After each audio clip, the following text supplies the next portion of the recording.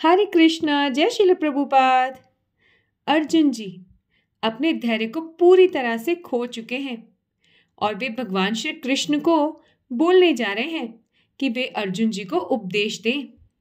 यानी कि अब भगवान श्री कृष्ण और अर्जुन जी का एक गुरु और शिष्य का नाता जुड़ने जा रहा है, क्योंकि यहाँ पर अर्जुन जी दुविधा में फंस चुके हैं, जिससे केवल भगवान श्री कृष्ण ही दूर कर सकते हैं। आज हम 7वां श्लोका करेंगे। 7वां श्लोका।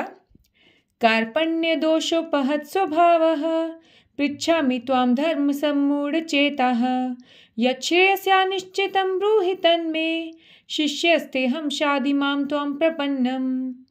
अर्थात अब मैं अपनी कृपण दुर्बलता के कारण अपना कर्तव्य भूल गया हूँ और सारा धैर्य खो चुका हूँ। ऐसी अवस्था में मैं आपसे पूछ रहा हूँ कि जो मेरे लिए श्रेयस्कर हो उसे निश्चित रूप से बताएं। अब मैं आपका शिष्य हूँ और आपका शरणागत हूँ, कृपया मुझे उपदेश दें। अब अनुवाद के अनुसार जब जब आपको कोई उलझन सताए तो प्रामाणिक गुरु की शरण में जाना आवश्यक है, ताकि वे हमें सही पथ निर्देश कर सकें। ये उलझने ही ऐसी दावग्नि के समान हैं जो किसी के लगाए बिना भभक उठती हैं, और ऐसी दावग्नि को गुरु के ज्ञान रूपी बारिश द्वारा ही बुझाया जा सकता है। यहाँ पर कृपण शब्द का प्रयोग हुआ है, जिसका अर्थ है कि व्यक्ति केवल भौतिक समस्याओं को हल करने में ही लगा है, परंतु अपने इस जीवन रूपी अवसर का लाभ नहीं उठाता। अर्थात वह ये नहीं चाहता कि उसे 84 लाख योनियों से मुक्ति मिल जाए।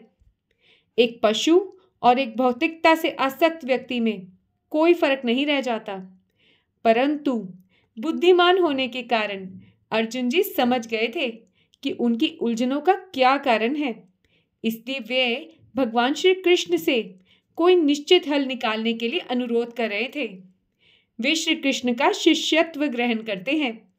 अब वे मित्रता वाली बातें बंद करके गुरु शिष्य की गंभीरतापूर्वक बातें करना चाहते हैं, क्योंकि श्री कृष्ण ही आदि गुरु हैं और अर्जुन जी उनके पहले शिष्य हैं।